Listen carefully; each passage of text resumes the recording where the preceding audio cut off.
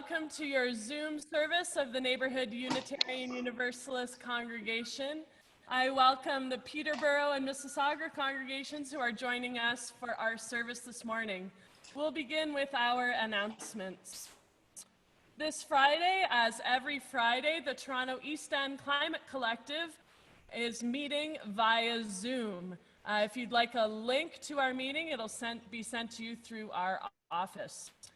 Tonight, Fred, Phyllis, and I are co-hosting singing meditation starting at 7 p.m. Singing meditation is chants from a variety of traditions interspersed with silent meditation. This will be a hybrid gathering. We're welcoming 10 singers, well, 7 plus the 3 of us, into our parking lot space here at Neighbourhood at a large social distance, as well as streaming it via Zoom for people that want to tune in from home. This Friday is our monthly talent night evening, which is an open mic night for all talents. All ages are welcome to perform. This is hosted by MC Allison. And spread some joy as needed. For a pick-me-up or milestone or a cheery hello, if you contact wishingwellmail@gmail.com, you'll get a lovely handcrafted card sent by mail. Save the date. Together While Apart, our online fundraiser and silent auction will be happening online Saturday, November 21st at 7 p.m. And here to tell you more from our fundraising committee is Britta. Good morning, everyone.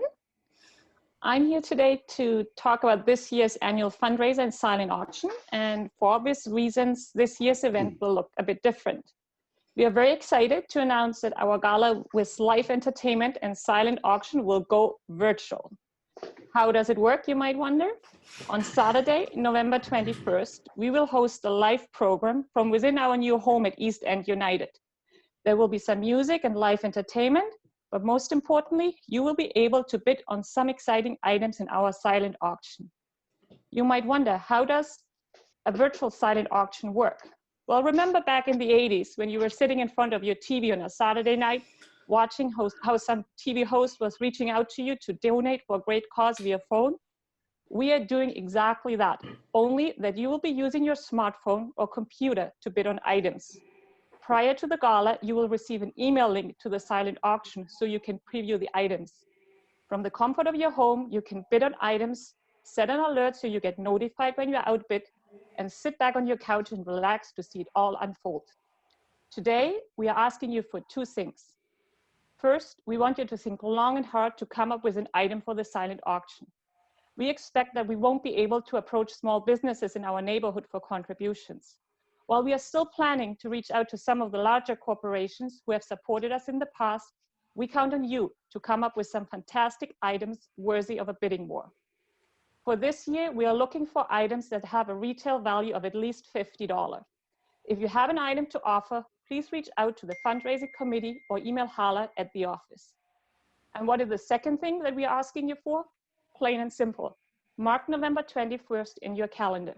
The fundraising committee is looking forward to being together with you, yet apart. Thank you. Thanks, Britta.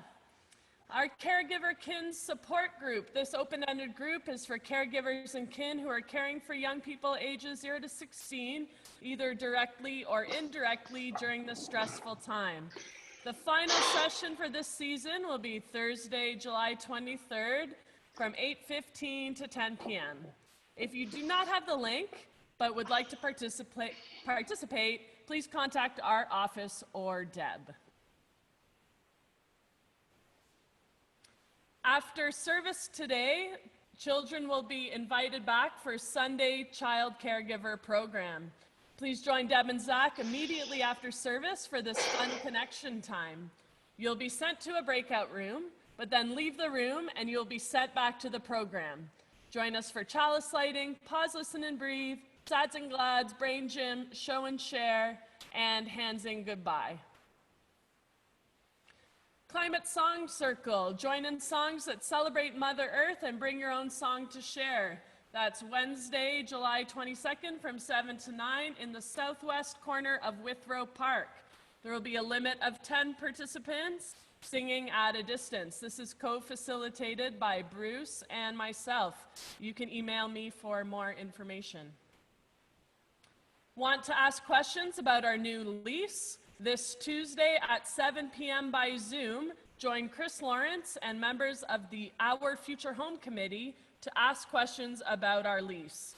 This gives us a better time to ask questions. The question period before the vote to accept the lease on July 26th wouldn't offer us enough time to fully explore it.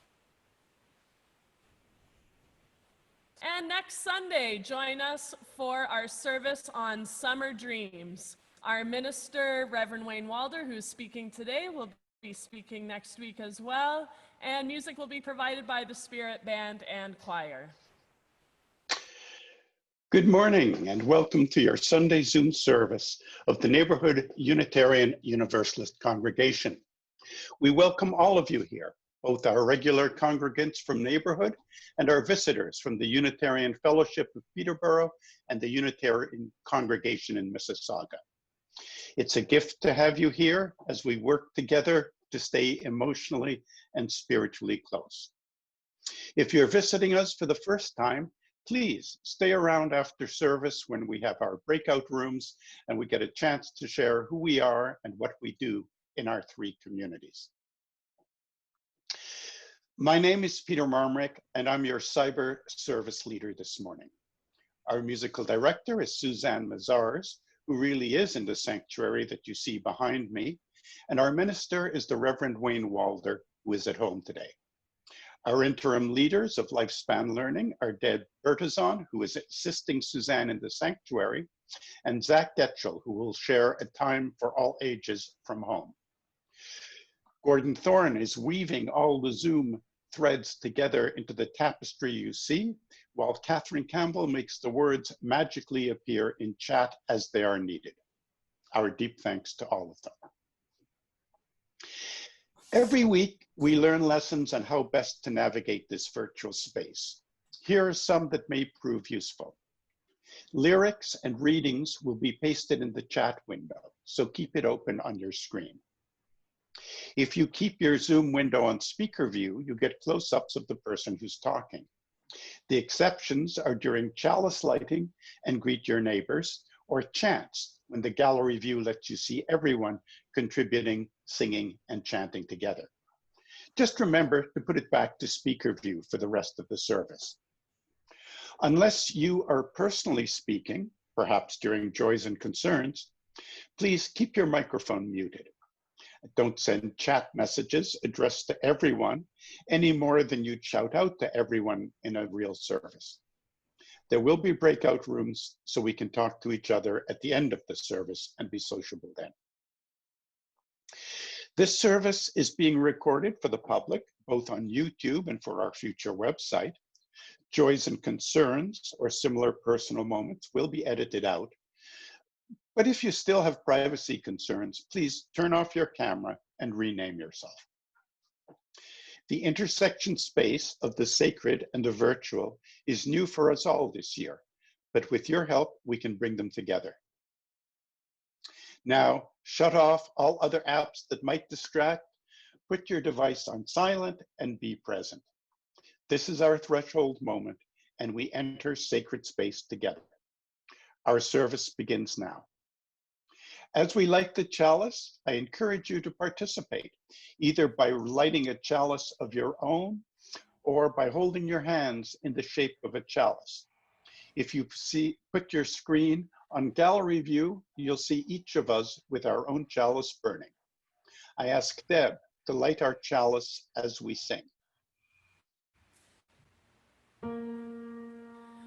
We light this chalice to remember, to light the fire within our own heart.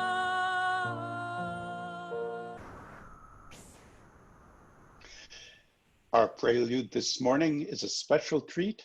Suzanne, would you like to introduce it? Thanks, Peter. I would love to introduce it. We've been speaking about bias and prejudice, and I was moved to create a video that lifted up one of the largest group that has experienced bias and prejudice throughout history, which is 50% of the population, women. This is a song called What Happens When a Woman by Artemisia. Hope you enjoy.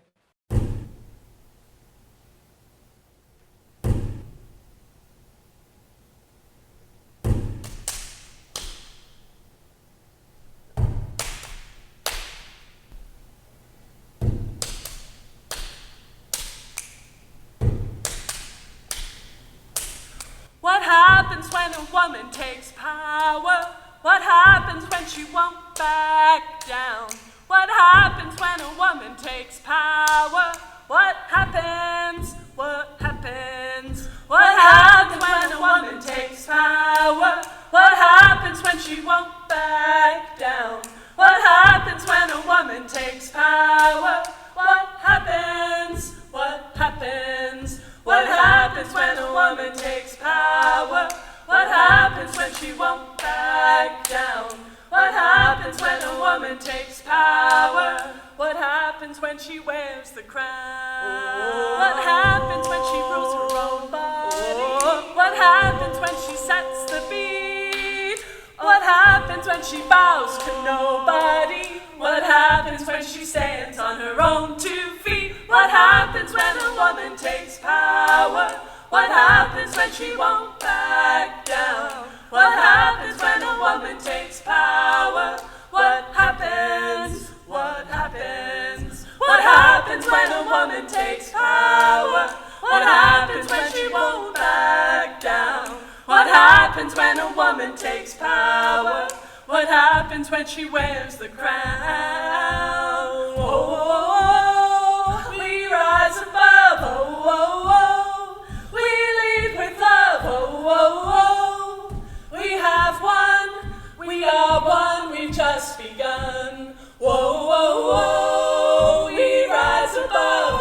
Oh, we lead with love. Oh, we have won. We are one. We've just begun. What happens when a woman? What happens when a woman takes power? What happens when she won't? What happens when a woman takes power? What happens when a woman takes power? What happens? What happens? What happens? What happens? What happens? What happens? What happens? What happens? What happens? When a woman takes power? What happens?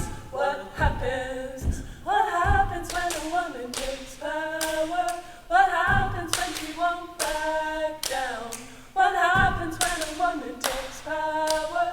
What happens? What happens? What happens? What happens?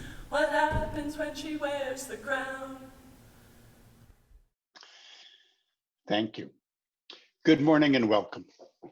Our theme today is the uncomfortable pew, how we can deal with our own discomfort as we confront our own racism and biases.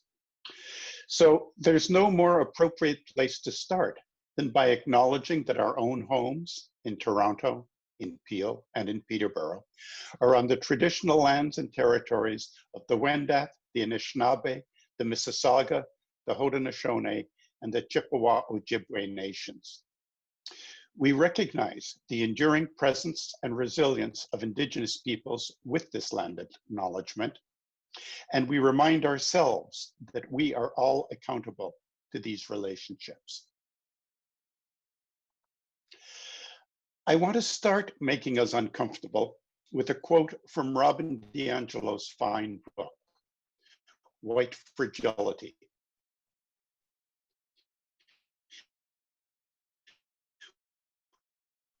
Why it's so hard for white racists, I will feel hurt, offended, and shamed when an unaware racist assumption of mine is pointed out.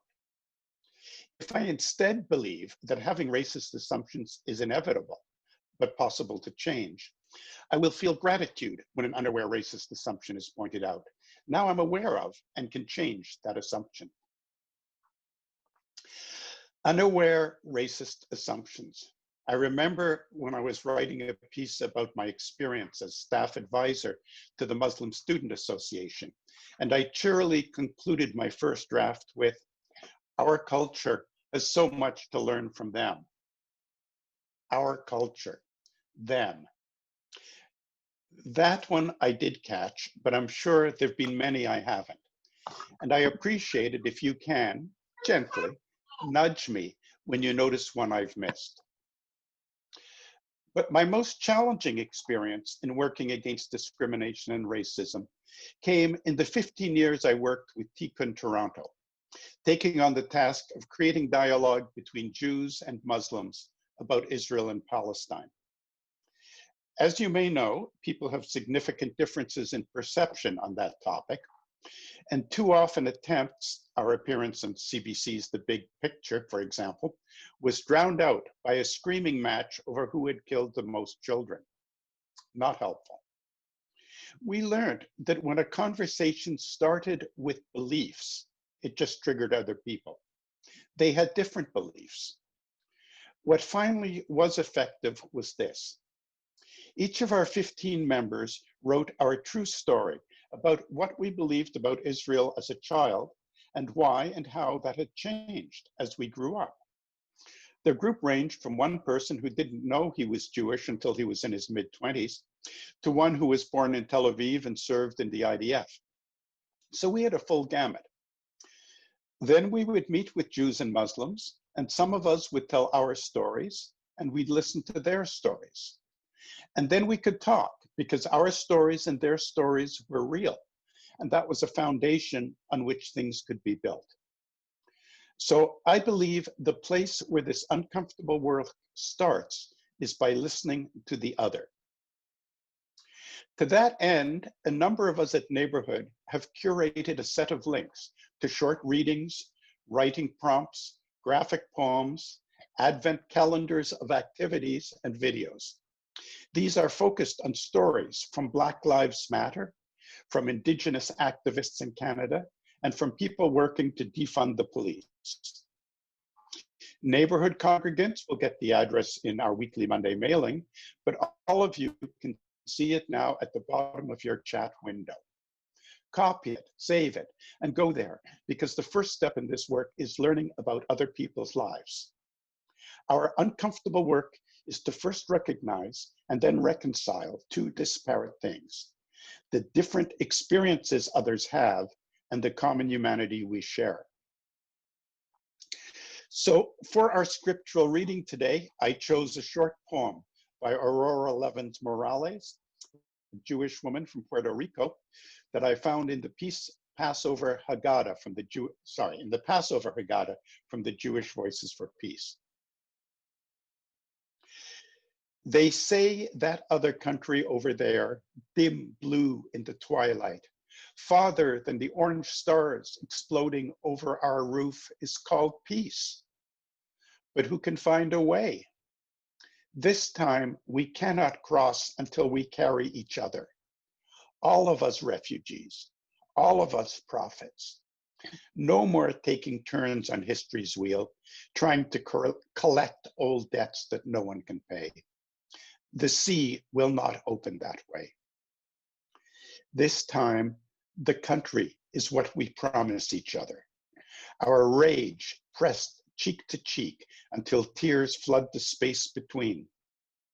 Until there are no enemies left, because this time no one will be left to drown, and all of us must be chosen. This time, it's all of us or none.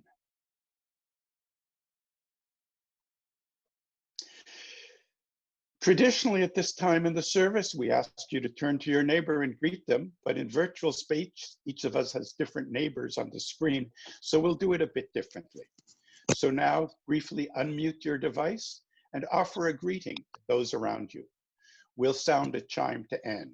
And now, take a moment to greet your neighbors around you. Good morning, Peterborough. Hi. Hi. It's good to be with you. Hello, everybody. Nikki, good to see you again after 64 years or whatever it is. Hi, listen. Hi, Zoe. Hi, Zoe. Saga. Hi, Deb.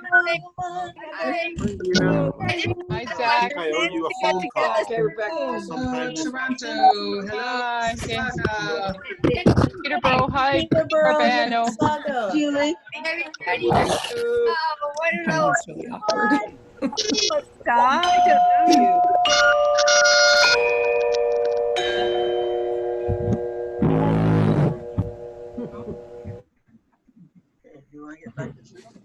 One of the guests from Peterborough is a high school friend whom I haven't seen in, I guess it's 56 years. Good to see you there, Guy. Now, I invite you to join me in reading our opening words, which are now appearing in the chat box. Let us cast a circle of a sacred space here.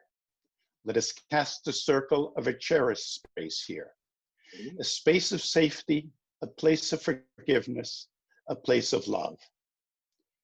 If we want the world to change, we must craft in our space and in ourselves the seeds that grow a different kind of life.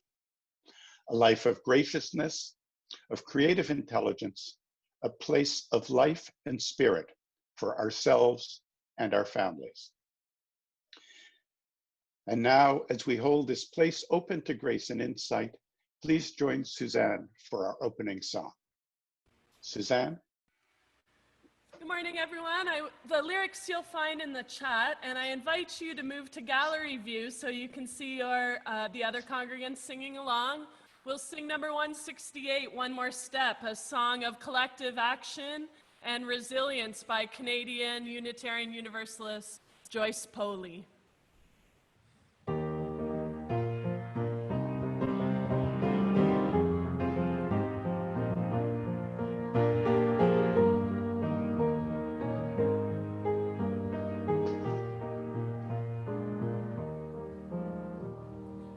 One more step, we will take one more step, till there is peace for us and everyone will take one more step.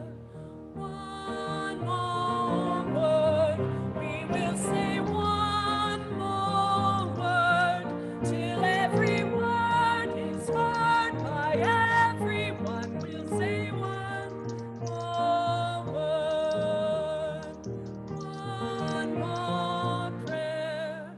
We will say one more prayer, till every prayer is shared by everyone. We'll say one more prayer, one more song. We will sing one more song, till every song is sung by everyone. We'll sing one more song. Now, all the young and young at heart, please come up and get close to the screen because Zach is going to tell you a story. Zach? Good morning, everyone. I'd like to start our time today by offering a special welcome to our friends from Peterborough and Mississauga. Thank you for joining us. We're talking about bias again today, and I'd like to try and help us get past our bias by pushing past the first thing that we see. To help with that, this week we're going to do a bit of an experiment together. We're going to make some decisions today based on nothing but a picture. First, I'll show you a couple of pictures and ask you a question. I'll then give you a moment, probably about 10 seconds, to think to yourself or talk to the grown-ups or other people who are around you and decide on what you think the answer is. For starters, we have this one. My question for you is this: which of these things do you think is colder? I'll give you a moment to think about it.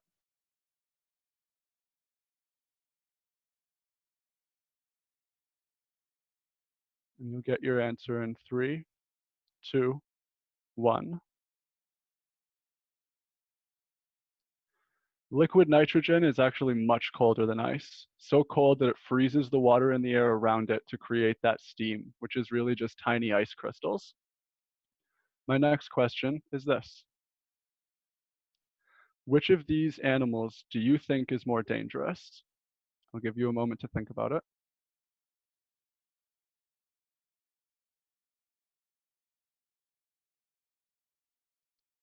You get the answer in 3, 2, 1. I know the vampire bat looks scary, but it's completely harmless to humans. And while it does drink blood, it's mainly from cows, horses, and other big farm animals. This golden poison frog, though, is the most poisonous frog in the world. It has enough poison by itself to kill 10 to 20 people. I have another question for you. Which of these wild-looking animals do you think people keep as pets? I'll give you a moment to think about it.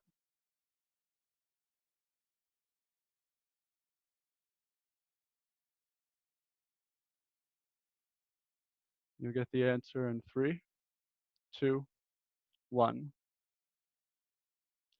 That's right. I know it might be hard to believe, but people keep both these animals as pets. They take the poison out of tarantulas to have a nice fuzzy cuddly spider friend, and they also keep this large, mostly wild serval cat as a pet too, although they need lots and lots of room to explore.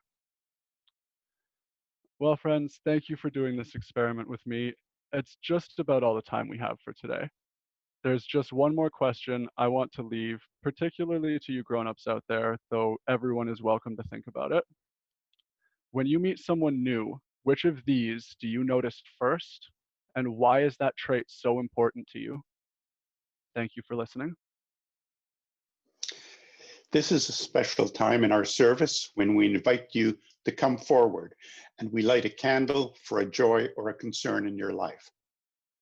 The tech side of this is, if you're watching us, at the bottom of your screen, there's a participants command that brings up a list of participants. And at the bottom of that list is a command to raise your hand. So raise your hand if you want to light a candle for a joy or a concern. If you're here on a phone without a screen, you can raise your hand by pressing *9. So either way, just raise a hand if you'd like to speak, and I'll ask you to speak in turn. If you're a co-host of this meeting, you can raise a thumb by selecting more from the bottom of the participants list. There's 2 mores there, you select the top one. In order to speak, you have to unmute yourself. You can do that from the participants list, or by holding down the space bar on your keyboard, or pressing *6 on your phone. Once you've spoken, please remute yourself. The spiritual side of this. We have 100 people here, so many of us will have joys or concerns to share. Brevity must therefore be part of this ritual. While deep emotions come from wonderful stories, this isn't a time when we can hear them. Please respect the sacredness of the ritual and just name the emotion and its cause. This is a cherished time which brings us closer in a time that separates us.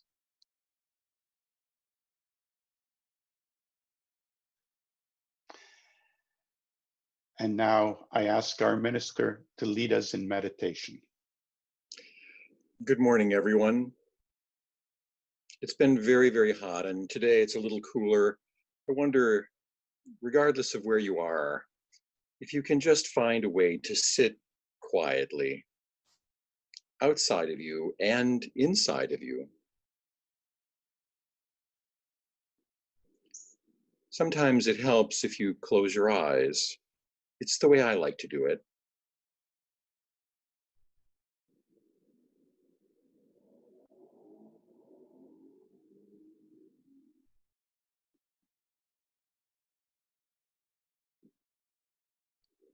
There's really no special trick. It's just seeing if you can be aware of this very moment.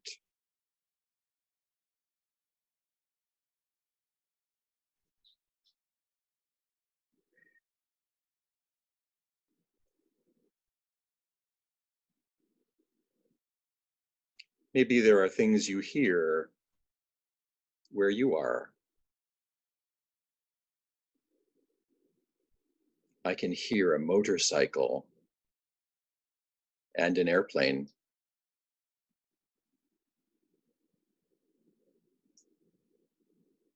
Can you hear your own breathing?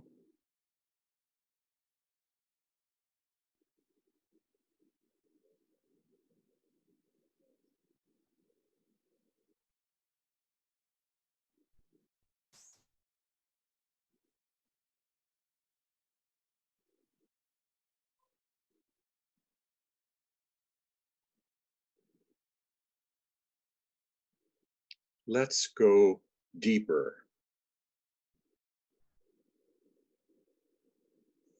Are you okay?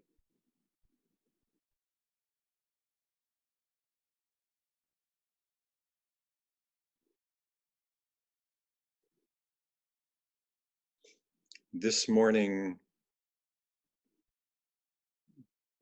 are you looking forward to the day? Or are you concerned?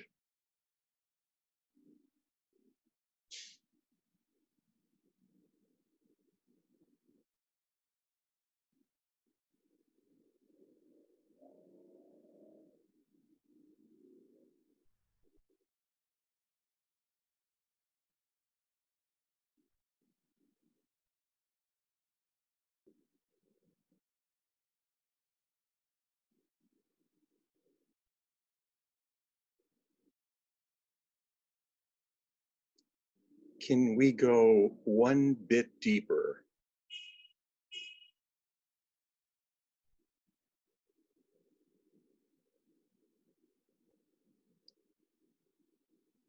Do you trust yourself to see the world kindly?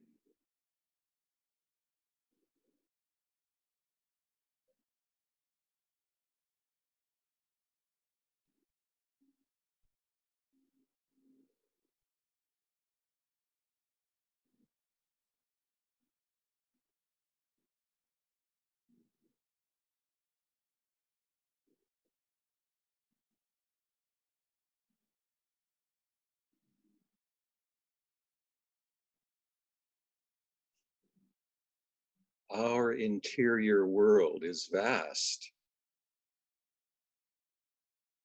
and it is the place that meditation gives us a window into when we're able to just sit quietly and relax and breathe.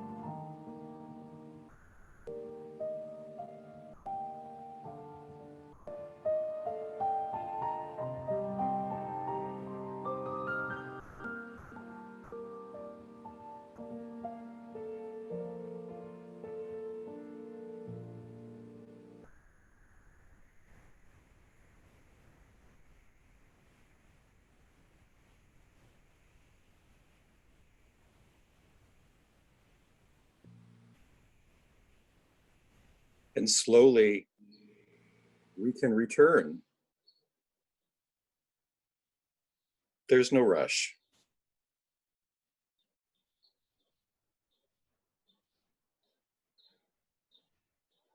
I like to open my eyes and take a breath.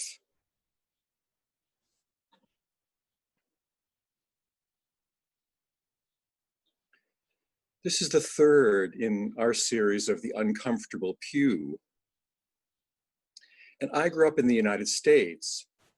And when I was a kid, maybe about 8 years old, my aunt called me into the kitchen with my cousin Elaine. I remember because it was a hot day like the ones we've been having recently. Aunt Esther was a domestic worker, and I bet she was hot and tired. She was probably thinking that there was a better way to make a living. She said to us and to everyone in the house at the time, "You too are equal to anybody." She might have had a beer or two because she was very animated. Then she looked right at us, Elaine and I, and said, "You're the same as anyone. And if you want, you can do anything. You can be president of the United States. There's nothing stopping you." She said this with such an air of superiority. Elaine and I believed her. At 8 years old, I took it in. I was the same as anybody and I could do anything I wanted. It was an easy thing to say at that time. Not only was Aunt Esther hot and tired of being a domestic, but it was 1961 in the United States, and the Affirmative Action Rights Plan was just signed into law. It meant that everyone thought that they would get a fair shake no matter their race, gender, or status in society. It was 1961 and the United States was vowing to send people to the moon by the end of the decade.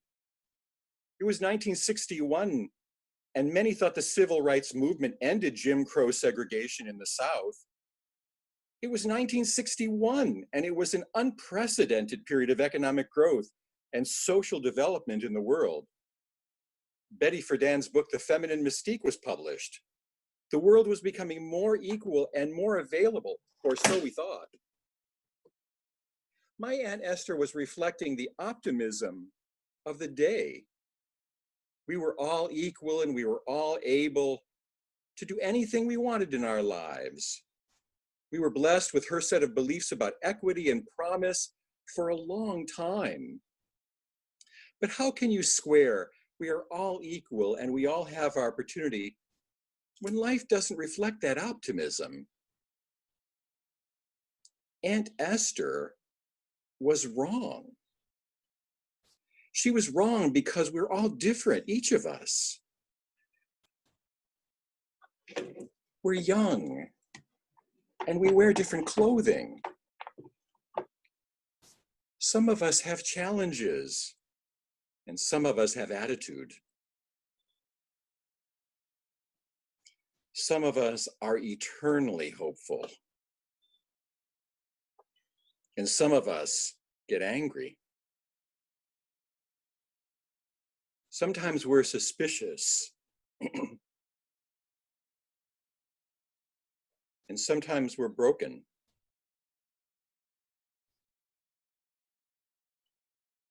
Sometimes the lines in our face tell a lot. Or the look in our eyes. Or the smile hidden just behind a beard. We are different. And not only are we different, but we all have our limitations. Not everyone can do everything. Some of us have intellectual skills. Some of us are emotionally intelligent. Some of us are kind and some of us are mean, some clever and some simple. I am not the same as everyone, and I could not be president because my temperament and my interests would steer me toward things I liked and I was good at, just like your interest and your temperament might have done for you. Maybe you had an Aunt Esther who told you these untruths. Aunt Esther was a kind and simple domestic worker, but her truths are still being used in diversity training, in academic inquiry, and in corporate hiring. They've been used for more than 50 years, and they painfully have not worked. Even when we colored it up by bringing different races, genders, and abilities into the room or the organization, we easily forget we are also different on the inside. External diversity does not work well in the corporate or the academic, and it certainly doesn't work with the police or the military. Research suggests that diversity tends to make decision-making groups more effective only when the members of the diverse groups create norms that foster personal ties across race, gender, sexuality, and culture. Diversity by itself doesn't help us work together at all, unless we know and trust each other. It's just common sense. While diversity can bring much information and experience and history into a discussion or a project, it cannot do so if the members feel unwelcome or unable to speak their truth.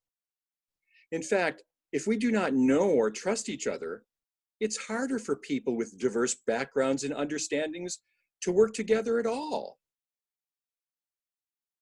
We're not the same on the outside or the inside. And when we assume everyone is the same on the inside, we're assuming everyone's just like me. And this, ironically, is the very essence of self-centeredness. More than ever, Aunt Esther's ideas of sameness are still being used on a scale she could not have dreamed of. The idea we know what someone is thinking, sameness on the inside, is not only why diversity does not work out so well, it's also why the police, after countless sensitivity trainings, still kill people who are different from them 10 times more often. When we fear our differences, shown or not, we assume we know each other out of safety. I know you because I know other women. I know you because I know other people with black or brown skin. Maybe you think you know me because you have known other men. When we paint each other with the brush of our experience, we call that prejudice. And it certainly doesn't help us get to know one another. And it certainly doesn't make working together any easier.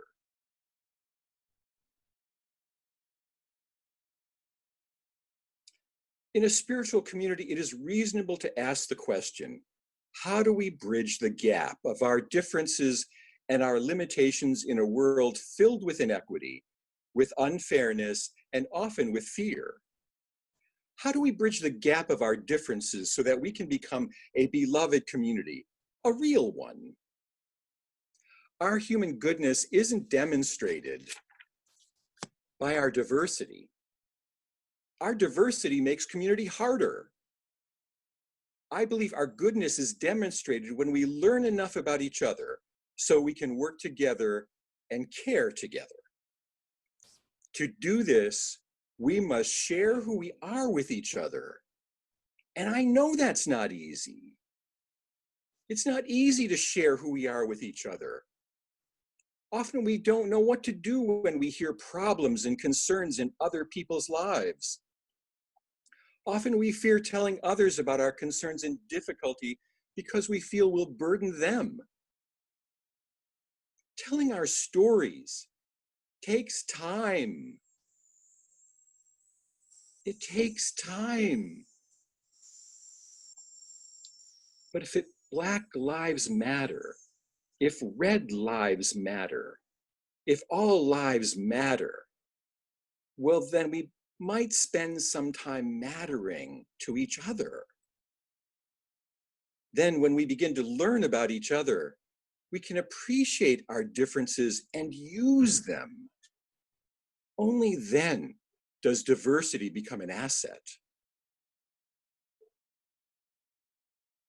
I am convinced only when we choose to build community as a spiritual practice can we go deeper together. For example, to resolve conflict and rebuild trust, Only when we know something about each other can we risk deepening our insight through circle groups, or groups like Parker Palmer's Circles of Trust. Only when we know each other a bit and don't use shame or blame, then programs like Truth and Rec or Dismantling Racism can work. But there's a very important theological question we need to consider. Do you want to know me? Are you willing to be known? Are we vulnerable to each other?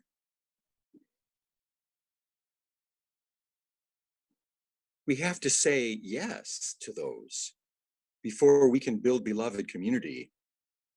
And we have to risk our effort and our pride and our patterns and our privilege.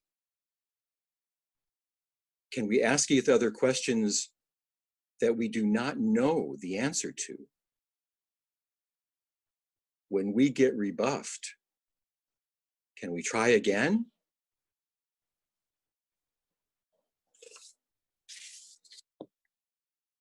You know, our ancestors built our faith with this in mind. They implied that for us to build beloved community, we had to use faith in our goodness, even when we were suspicious of each other, even when we didn't know what to do with each other.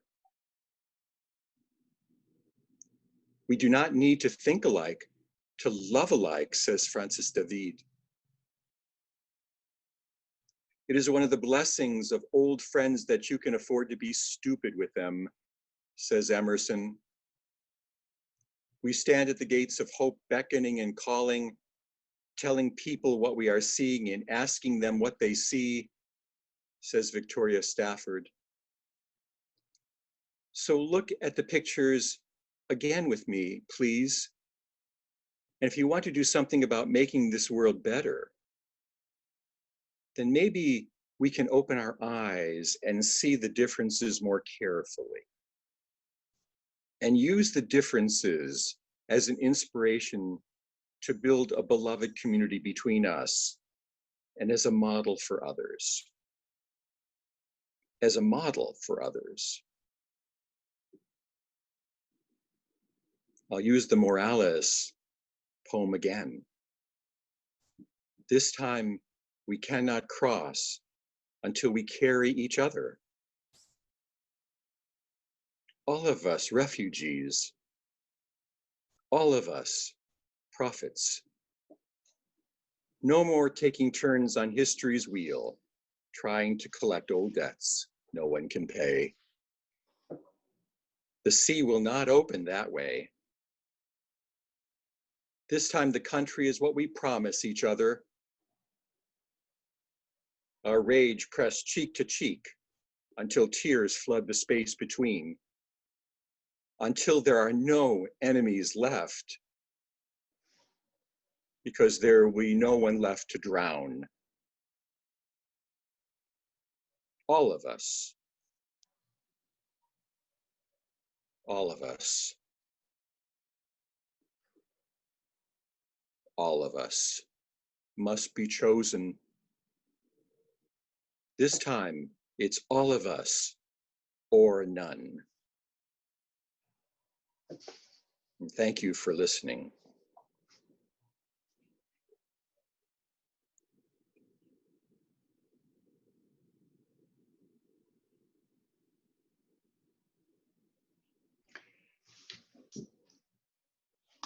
Thank you, Wayne. In these times of isolation, let's not forget that this congregation is a living entity. And like all living things, it must have nurture and sustenance. Yesterday, we were all grateful for the rain that fed the earth. Today, we are grateful for any sustenance you can offer to help feed these communities. So please, consider writing a check, making an e-transfer, or using PayPal on our website. No donation is too large. Thank you.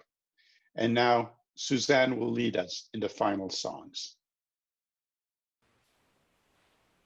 Hello, everyone. I'd like to lead us in a zipper song to end our service. A zipper song is when in each verse, one word is changed. And you'll find in your chat the lyrics for the song. We have all the love, all that we need to change the world. Hallelujah. We have all the love, all that we need. Blessed be. And I invite you to reflect on what we need to change the world that we already have, that we can draw from to make the world a better place. I'll teach you the song, and if you are so moved or if you have an idea, you can enter it into the chat, and I will I will lead the words that you put. I'd like to propose we also sing We Have All the Hope and We Have All the Strength.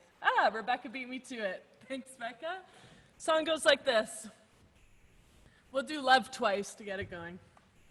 We have all the love, all that we need to change our world. Hallelujah. We have all the love, all that we need. Blessed be. We have all the love, all that we need to change our world. Hallelujah. We have all the love, all that we need. Blessed be. Hope. We have all the hope, all that we need to change our world. Hallelujah. We have all the hope, all that we need. Blessed be. Strength. We have all the strength, all that we need to change our world. Hallelujah. We have all the strength, all that we need.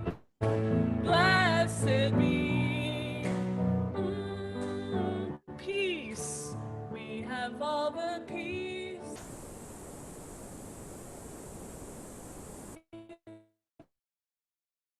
The world. Hallelujah. We have all the peace, all that we need. Blessed be. Community. We have all the community, all that we need to change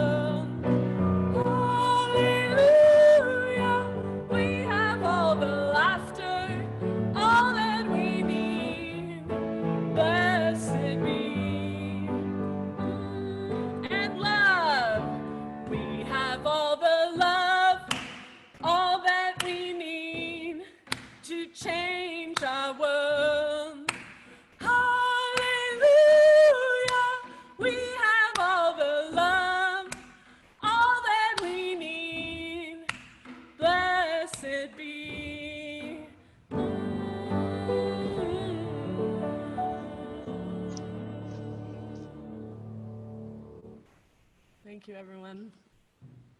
Thank you, Suzanne.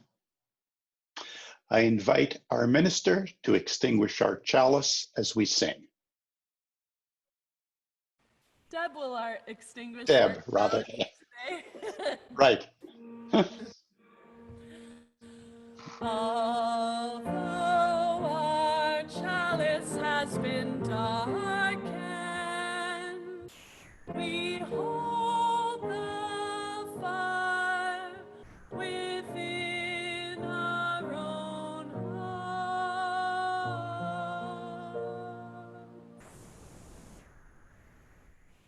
I apologize to those people who aren't here, who are trying to get in. There's a problem with Zoom that, as though we had thought this was rated for 500 people, it got cut off at 100. So if you know people who did want to watch the service and weren't able to, do tell them. It will be up on YouTube within 24 hours. And if you Google for Neighborhood Service, July 12th, you should be able to find it. Or if you want to watch it again, of course. We used to have a tradition here of circling around and holding each other's hands. Instead, today we use an Eastern greeting. In India, it's called the Namaste. Further east, it's called the Y. One puts one's two palms together and bows one's head and says Namaste, which means I salute the spirit within you. Unitarian congregations of Neighbourhood, of Peel, and of Peterborough, together, let us say Namaste.